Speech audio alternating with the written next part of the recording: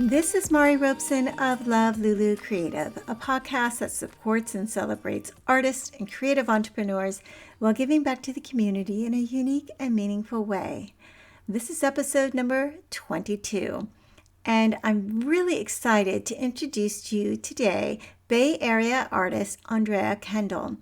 Not only is Andrea an abstract painter and she does do some dabbling in some fiber arts as well, but she's also a marketing wizard. And I'm so excited to have her on the show because she also has another business called Spark Your Art, which is a marketing membership which provides tutorials and templates, advice, and it's basically just a community of artists. And she's really helping artists with the business of selling your work. So I'm really excited to introduce you today. And in the following episodes, I will be sharing some deep dives with her. We're going to be going into Pinterest and Instagram and email marketing and all the things that most of us artists want to just paint all day, but at some point we'd like to sell some of our artwork. And she's really figured it all out, really plain and simple and clear. In fact, she's got lots of free information on her website as well. All of those links will be in the show notes, so you can go over there and grab them. And also she is starting, I believe, a new course coming up. So registration is open for that. Make sure that you check that out as well. And stay tuned to this really helpful informational introduction to the lovely Andrea Kendall. Hi, Andrea. It is so nice to have you on the podcast. I'm super excited because I know you are a wealth of information for artists, and I'm really looking forward to diving deep with you and learning more about you and how you've come about where you are with your business. So thank you so much. I'm so excited to be here. I was so thrilled that you reached out to me. It's just a good testament to the power of Instagram. Right. Connect as creatives. So excited to get in touch with you, and I'm happy to be here. Yeah, so it was through Instagram that I found you, and I was really excited because you've got so much information for artists on just helping them. So it was really a good blend between what I'm trying to do with the mission of this podcast of sharing advice and helping to support the arts. And you've got it like laid out so beautifully that I was like, okay, these people need to know you. Thank you. Yes, it just seems like such a great fit. So yeah, it's awesome. A great fit. So I'm excited to see what we will create together too. It's going to be fun. But you are also an artist too. So you're walking the talk, and I think that that's really great. So I would like to talk a little bit about your art career. Yeah. And on Instagram, people can find you both ways, as under your art, Andrea Kendall Art, and then also we'll talk about your other business here shortly. So. Where are you from right now? Where are you located? Yeah, I'm not too far from you. I'm in the San Francisco Bay Area in Northern California. I've born and raised here, moved away for a while, but came back because it's just so beautiful, Northern California. And I've just, as far as my creative path as an artist, I have always just been a creative person from the time I was a little girl, just always painting and drawing. And when I went to college, I felt like college was the one time in my life where I could really do something that I loved and have people paid to care about what I was doing. So I really was kind of on a path to pursue psychology and some other things for a while. And then I thought, you know what? I'm super passionate about painting. I'm going to take this one opportunity and just get my BA in painting. And so I did that. I went to college for art. And I graduated. When I graduated, though, my daughter was born. And I found that because, graduating with a degree in art, you really don't have a whole lot of career options. You can continue to go on and get a master's degree and maybe teach or show or get connected. But this was like 17 years ago. I didn't know what to do with my art degree. And Mm. so, when you have a small child, your options are a little bit limited. So I decided to go into graphic design, and that actually turned out to be a wonderful career path for me, and led into marketing. So I started as a graphic designer and just kind of got into these marketing roles, and ended up becoming a marketing director for corporations, and did that for many years. And all the while, I kind of had in the back of my mind, like, I had this passion, have this, interest in being an artist and a painter. And every once in a while, I would dabble back into it. I'd set up a studio space and paint a little bit. And I think this is actually from the artists that I've gotten to know, working directly with artists, independent artists.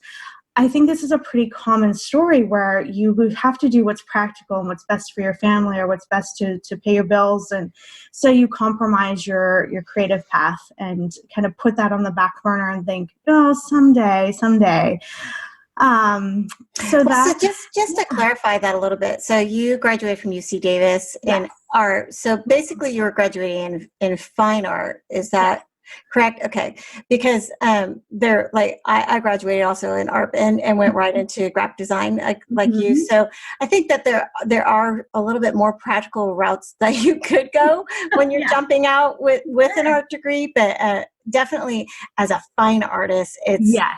a little bit more challenging, either going to the teaching route or straight into galleries and stuff. Okay, so I Yeah. just want to kind of backtrack. Yeah. No, There's a lot of facets of when you graduate with art that you can kind of splinter out into. That's such a great clarification, because yes, mine was in painting, fine art. I was an abstract painter, and if I would have pursued something more on the graphics, there are definitely creative careers that you can get degrees in. Mine just didn't happen to be one, and I sort of taught myself graphic design on my own and got into that. So yeah, Okay. but I think that's a good clarification. Thank you.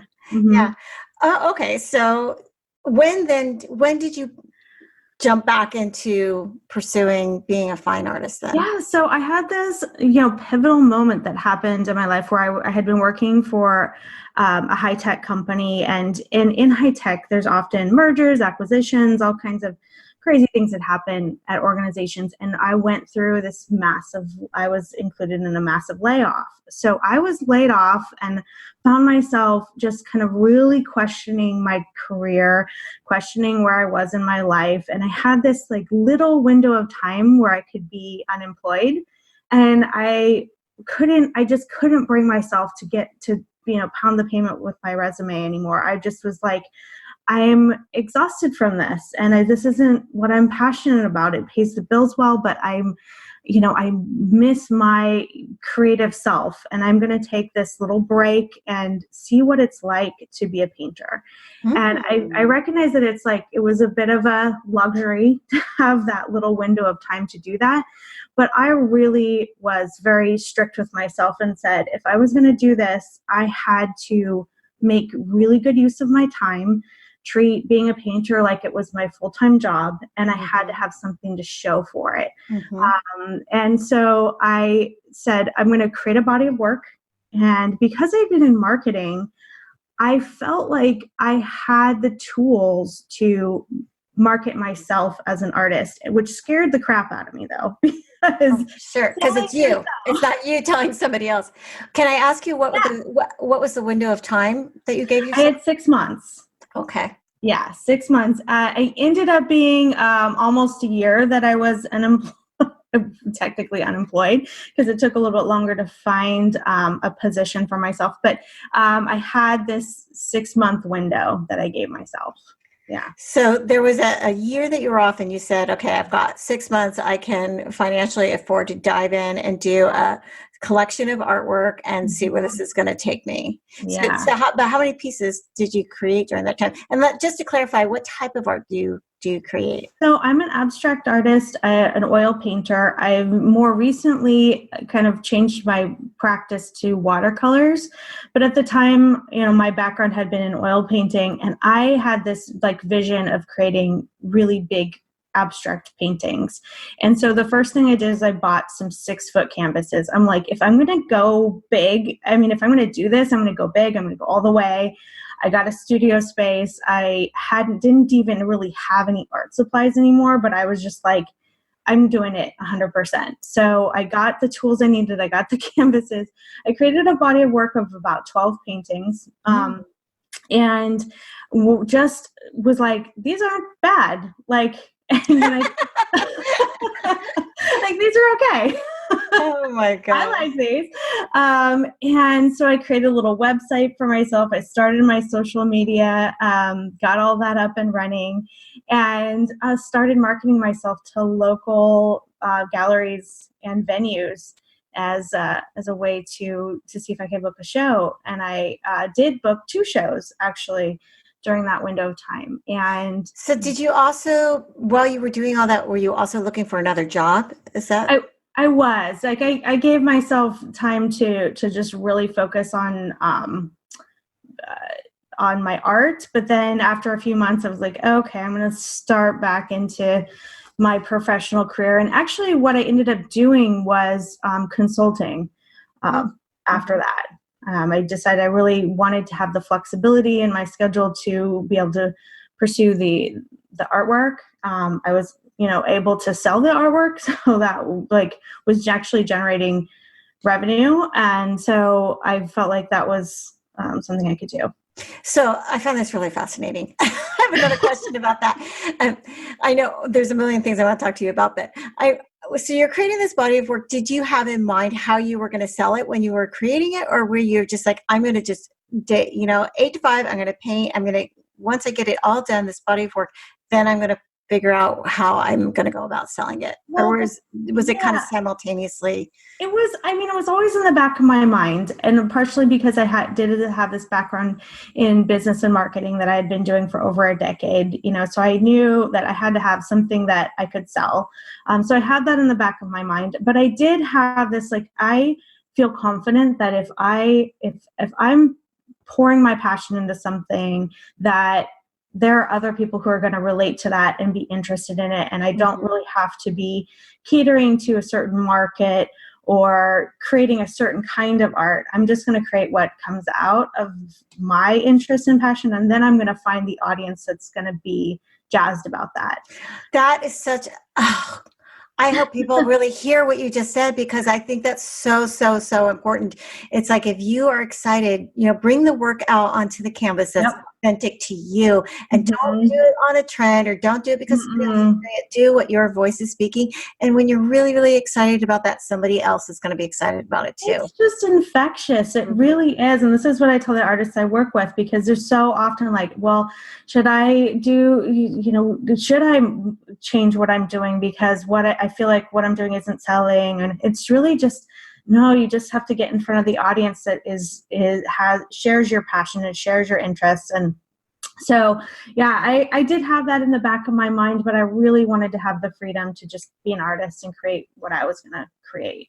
So how did you end up? You said you did 2 shows. Were they gallery shows, or what did that? One was a gallery show, and then the other one was at a restaurant in the area that actually ended up being a super great venue for me, because that's where my ideal buyers really frequented. And so that's a really good tip right there.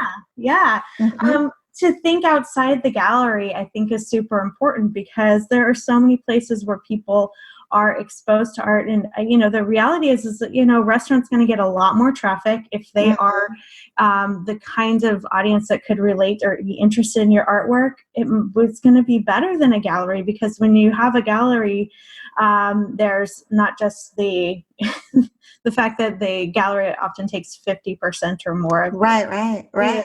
It's a conversation we've been having a lot with a lot of different artists, and it's like about the gallery situation. There's different types of galleries, and now with the way everything is just so changing, and how you can promote yourself through programs like what you offer, and we'll talk about that a little bit. Yeah. But you can't really learn how to do those things. It's like sometimes you wonder if the gallery is something you have to really, really think about if that's something that you want to commit to. Right. If it's the right fit, and Yeah, it can be, but it absolutely can it's be. I think like it's changing. it is changing, and I think galleries are having a harder time because of that in some ways. And galleries are not by any means, I think sometimes in the art community, galleries are kind of demonized a little bit because, they are just doing a job or serving a function, and they want to support the arts, and they're passionate about that. And I think there are many galleries that are incredibly supportive of their artists and are wonderful for the communities. Nothing against galleries at all. And actually, Absolutely. Yeah, I totally agree with you too. And the right gallery will the really right gallery. really support the artists and really get them out there to collectors that would not ever even know who they were. Absolutely. I'm not saying that. I'm just saying that it's a question now. Whereas back in the day, if you were a fine artist, it was like, well, I either have to get a gallery to represent me, or I'm kind of don't really have anywhere to go. Exactly. But now with the internet, and there's so many different venues and things that you can do with your art, it's definitely changed. Absolutely. And that's like when I think back to when I first graduated college, when I was looking at the path of being a professional artist or doing something else, I felt like that was the only path, was, getting featured in print magazines and getting the gallery to represent you. That felt like the only option at the time. But because this was before social media, this was before it was so easy to have a web presence and easy to connect with your own audience. So I'm so excited about the time that we're in right now. I am too. It's the best time ever. And it's not only the best time ever for artists, it's the best time ever for everybody. And now it's like, it seems like, years ago when you wanted to buy art for your home, it was really intimidating to go to some of these galleries, Yeah. But now there's like, you can literally buy the art that you love. You can find it anywhere at any price point. And, you're really able to directly support a maker, which is just such a win-win, It really is. Yeah, absolutely. So, that's how you began to sell your work. And then, so then you started working also as a consultant. Did that continue simultaneously? Were you continuing to make body of works and then also work as a consultant, or what did that?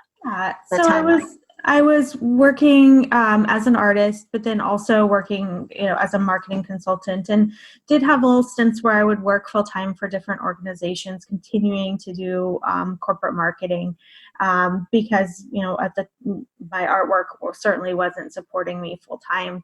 And an interesting thing sort of started happening. I realized I didn't have a lot of artist friends, and felt very isolated in what I was doing, and really had to make this concerted effort to connect with other artists, and started creating a little community. Actually, at one point I was kind of frustrated. I was like, I just want to have, you'd read about like the old salons where the artists and the writers and the musicians would get together and just drink wine or absinthe or whatever. Oh goodness, absinthe! Good grief, they got real creative after that. Right, exactly. I've never had absinthe at any of my parties, but just that creative energy and community. Right. Because I live in Santa Rosa, which is it's not a sleepy town, but it's a smaller town. It's not a big city. I didn't really even know where to start to connect with other artists.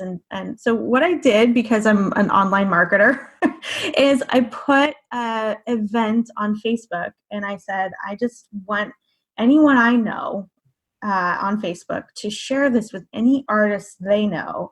And I want to invite artists to come to my home and just talk about our art practice. And just, oh my gosh, I really love that. That is so cool. It was absolutely life-changing, not just for me, but for the people that came to and joined in, because it was so interesting, because these people they just kind of came out of the woodwork, and the first meeting there were about 10 people who showed up. I didn't know half of them, which was terrifying kind of put, I don't And know they're if in your home. I don't know if I recommend putting your address online, but that's what I did. and so this group of people showed up, and we're almost at 2 years later, and the same group of people come every single month, and we get together and we talk about our art practice and what we're doing, and to be connected with these other artists who were kind of maybe just sleepily doing artwork, like kind of on the side, to seeing them like grow these like flourishing portfolios of artwork and begin to show and sell their work is like, it's so amazing. So you had all these people in your home, and that's is it the same people that you have? Do you do it in your home every single time, or do you switch locations, or how's that working? Yeah, so it's become something way beyond me now. It's the people who are involved in the group are often will switch whoever hosts it. I do still sometimes, but because it's like not even really my group anymore, it just kind of became this life of its own. And we just have this online Facebook group where we connect and decide when we're going to meet and where, and it's just the local community that I'm involved in now. So That's great. I think that's a really fun idea. I yeah, kind of want to do it. I totally recommend it. Anytime anyone asks me, like, how do you get connected with creative community? I'm like, you just put yourself out there. Just Yeah. raise your hand and say, I want to connect with other artists, and who's another artist that I can connect with? I know, and I've had so much. I've been so blown away by how great all the artists that have been on these episodes have been sharing all of their stories, and I feel like they're all such good friends now. I feel like I've gotten to know them so well, and it's just, I mean, it's kind of selfish for me because I feel like I have this fun little friend group now. Well, I'm sure, I know that it's feeding them as well. It becomes a mutual thing, and that's what I Yeah. love. It's like, this is something I am starting selfishly for myself, but everyone involved, they benefit from it in the same way. So Absolutely, I agree with you. So let's talk about Spark Your Art, because I think that's how I actually found you, was when I'm not really sure, but um, it's such a great thing that you're doing by sharing so much valuable information. So how did that go about? How did you start that business? So this actually follows up from the art community that I created in person. So what was happening was, in my in-person group, just with my friends, really, I would talk about the things that I was doing and talk about what I was doing as a marketer to market myself. And friends of mine would say, "Hey, how do I get a website up? I really need a new website," or I'm not sure what you mean when you say you're doing all this social media stuff, and can you help me? And so I just started helping really my friends one-on-one with what they were doing, and helping them set up their online portfolios, and doing a bit of just coaching, honestly, with them. And I realized that there was such a need, that I had this wealth of knowledge that I had gotten over the years as a corporate marketer, which a lot of people just don't have access to. And I realized that there were so many other artists out there that were just like my friends, that just needed someone to come alongside them and say, "Hey, there are tools out there that are super easy to use now, that are practically free, that will elevate what you're doing as an artist and expose you to a whole new world of art buyers that you didn't even know you could reach on your own." And so that's where Spark came from. I started it as a more of a coaching program, one-on-one or small group coaching, in small 8-week course lessons. And what I found was it was hard for the everyday person who has a family and a job and everything else in addition to their art practice that they're trying to keep up, to do something super intensive over 8 weeks. And as I continued to work with more and more people one-on-one, sort of started to see that there was an opportunity to do something that was a little bit more bite-sized, and over time, something that people could do kind of at their own pace. And so I just started creating tutorials and started a monthly membership program where artists could join really low cost. So the lessons are like short, bite-sized, easy actionable steps you can take every week to create a online presence for your art, to start to write and talk about your art in a way that's going to connect with an audience, how to build a social media following, and ultimately how to sell your art. So that's what Spark is about, and I'm super excited about it. It's really, really great. And I think maybe that was why I might have stumbled upon you, is that I was looking for a way to, when I am doing these podcasts, to help support the artists in their sharing of that, and just how they can use the social media to share and stuff. And then you had it like all written down in a nice little PDF, and I was like, oh, this is great. I'll just tell them to go to your website. Yeah. So if you're an artist and you are listening to this, or even any creative, you have some really valuable stuff for free over on your website. I've got tons of free stuff on my website. Yeah, I do love just, there's nothing better than empowering other people to be successful. And, even though I have a paid course, I give away a lot of it too, because I just am passionate about helping other artists. And so I do have a lot of resources, especially around Instagram, because I found that that's just such a wonderful platform for artists to connect with an audience and to promote their work. So a lot of Instagram resources, but other things as well on branding and other social media platforms. Mm-hmm. And Pinterest is one that I've not been very good at using, and I'm looking forward to reading your notes on all of that. So you have a new course that's coming up. I do, yes. I've got registration open right now.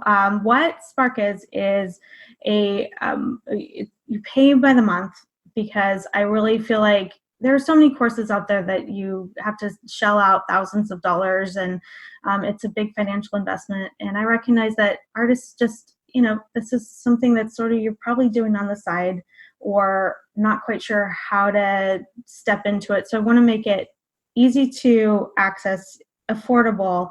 And so I have a monthly membership. It's $25 a month. And what it is over 52 lessons. So you can drip it out over a year, or you can do it all at once, whatever works best for you. And the lessons cover areas around setting goals and creating a plan for what you're going to get done. Marketing, so learning how to write about your art, message it, write an artist statement, how to create a website, what to put on your website, how to photograph your art, how to get all that content up there, how to reach an audience, how to define who your audience and niche are in the first place, because I think that's where a lot of artists struggle in so many ways, is not knowing who their audience is or how to get in front of them. And like we were talking about earlier, just being able to do what you're passionate about and pour that out into your art, and then worry about the audience later. So where I come alongside you guys is to say, okay, what is it that you're doing? What are you passionate about? Okay, who's your audience, and where can we find them? So a lot of work around that, lessons around that. And you offer templates, right, for certain things? Yeah. I think that's really helpful for a lot of artists, because they're not also graphic designers. So the template aspect is very helpful. Templates for writing about your work, and templates for marketing your work. So the templates I offer there are a lot of email templates and social media templates. And actually, in this new version of Spark that I'm relaunching, every single month as part of the membership, you get a new email template. So email marketing, and I think you and I should probably do something around email marketing to your audience, because it's so important for artists. And from the artists I've been working with over the last year, a lot of them have told me, I get that I need to have to be emailing my audience. I just don't know what to send them or how to send them an email every single month.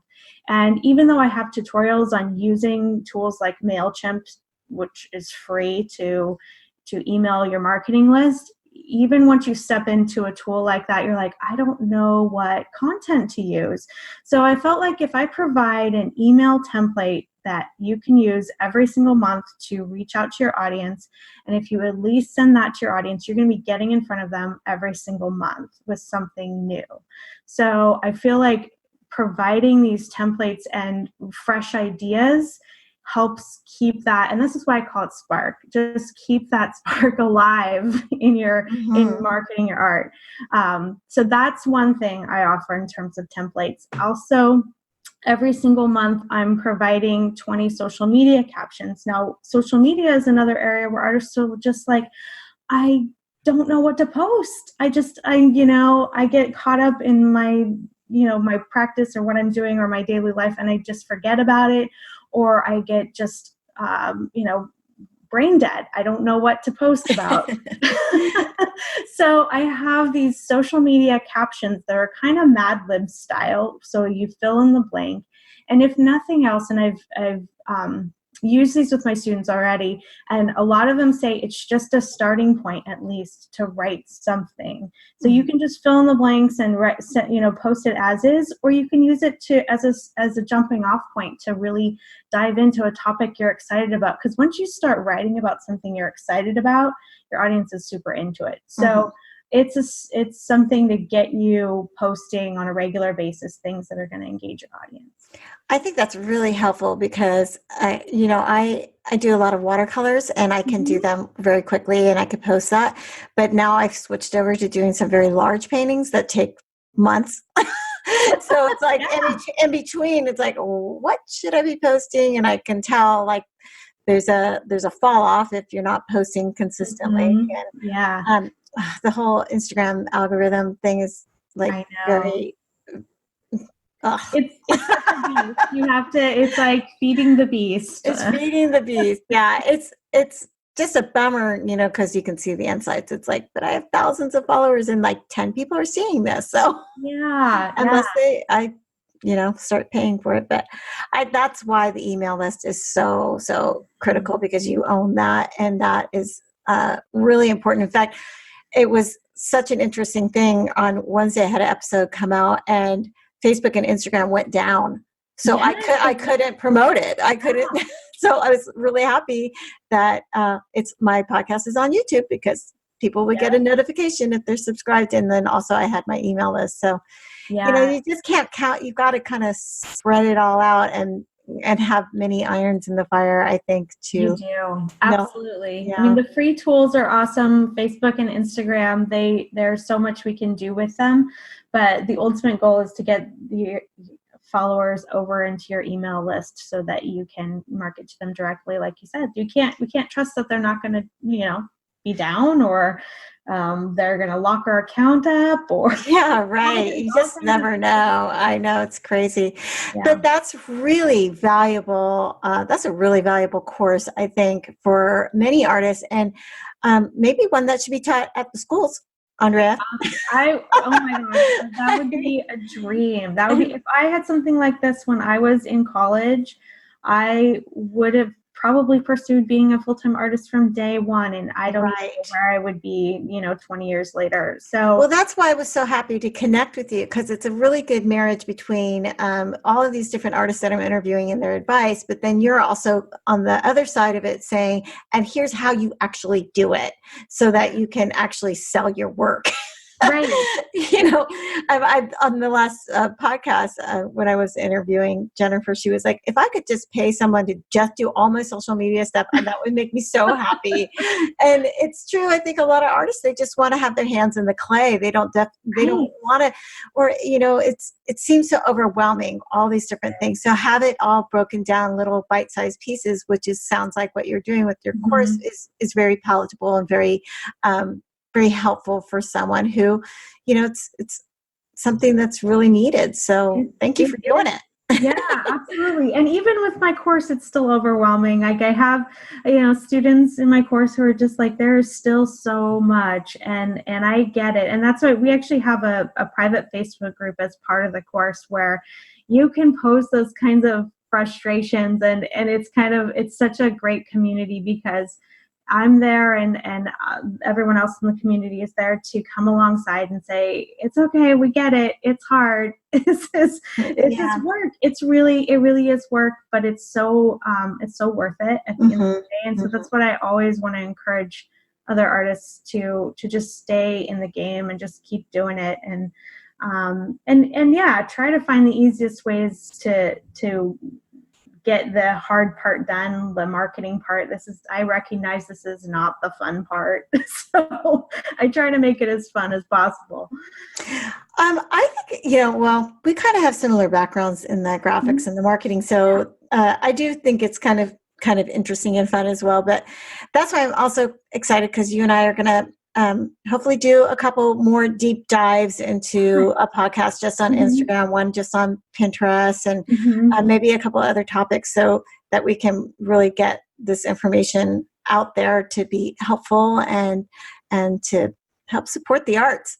Absolutely. Help each other out there. I'm all about it. I'm all about it. So I really love to, and you're going to be a great person to ask this to, because you have so much advice. Is I always like to wrap up with what was the best. Well, no, let me start with what would be the advice that you would give to your younger self coming out of college. So I know at the time I'm an introvert, and I think a lot of artists are, and I think I was afraid to really put myself out there. So just timid, and I knew I was doing something special, but I just wasn't sure that anybody else would think that. And I really wish I could have told myself, hey, you need to not worry about that. Just claim it, be it. The world is open to your creativity, and that's what I offer my students and other artists that I interact with. Just, there's just this fear of rejection, and this fear of not being good enough, or comparison to other artists, and those things will happen. You will get rejected. You aren't maybe as good as someone else, quote unquote, but it doesn't mean that what you have isn't incredibly special. And so I really would want to come alongside my younger self and just say, claim it and be out there, put yourself out there, and don't be afraid to connect with other artists, because they are your people, they are your Mhm. support, and to ask for advice, and to ask for the things that you want. And I think this maybe just comes with time and maturity, like feeling confident enough to ask for things that you want, and to put yourself out there and ask for a show. I think it wasn't until I put myself totally on the line in that 6-month window where I said I have to get a show, where it gave me enough, gumption to put myself out there and actually ask for it. So don't be afraid to ask, and don't be afraid to claim who you are as an artist and put yourself out there. That's excellent. Excellent, excellent. I love it. And sometimes it does feel like it comes with a few years under your belt, but it doesn't need to. So Right. that's really great advice. Thank you. Yeah. And then what was the best advice that was ever given to you? So when I talk, this is actually from a book, one of my favorite books, and you're probably familiar with it. This is a book I wish I would have had when I was younger. The War of Art by Stephen Pressfield. Good book. It's filled with so much good advice. But one of I wanted to actually, I had a quote I was going to share from this. In the book, Stephen Pressfield says, "This very moment, we can change our lives. There never was a moment and never will be when we're without the power to alter our destiny. This second, we can turn the tables on resistance. This second, we can sit down and do our work." And doing the work, sitting down and doing the work, even when it's not our favorite thing to do, because honestly, I love painting. It's my favorite thing to do in the world. But sometimes it's work. And the marketing aspect of it and the business aspect of it is also work. And I don't always want to do it. But when I think about this advice, just sitting down and doing it, when I sit down and do it, it feels so good. And at the end of the day, I feel so accomplished. And so I feel like that book, the advice in that book, that quote in particular, something I return to consistently for encouragement. So good. And, it is a business. At the end of the day, you're making art, you're being creative, but you're also a business owner. So yeah, you've got to put your hands into all of that throughout the day and throughout the week. Yeah. That's really, really great. So much fun to talk with you. I knew it would be. And I'm really looking forward to having a couple more podcasts with you where we can really get into the specifics of things. I'm excited about that. Do some deep dives. Yes. Yeah. Let's do it. Okay. Awesome. Thank you so much for having me. This has been a pleasure. And it's been my pleasure, really. Thank you. Great. Thank you so much for joining me today. If you like this podcast and you'd like to support it even more, you can join me over on patreon.com/Mari Robeson and become a patron of mine. If you're a patron of mine, you'll receive bonus episodes every month, only for patrons. You'll also receive 20% off all the merchandise in my online shop, marirobeson.bigcartel, and you will be receiving free printables every month that will be of my artwork, and they're some really fun things. You can follow along on Instagram and you can see what I'm creating just for my patrons. I would deeply appreciate it. It would help me keep the lights on, and it would help me pay all the fees that it takes to put together a podcast like this so that I can keep supporting all the artists, keep bringing you great information, keep paying it forward to the next generation of artists. It's just a wonderful thing, and I would really deeply appreciate your support.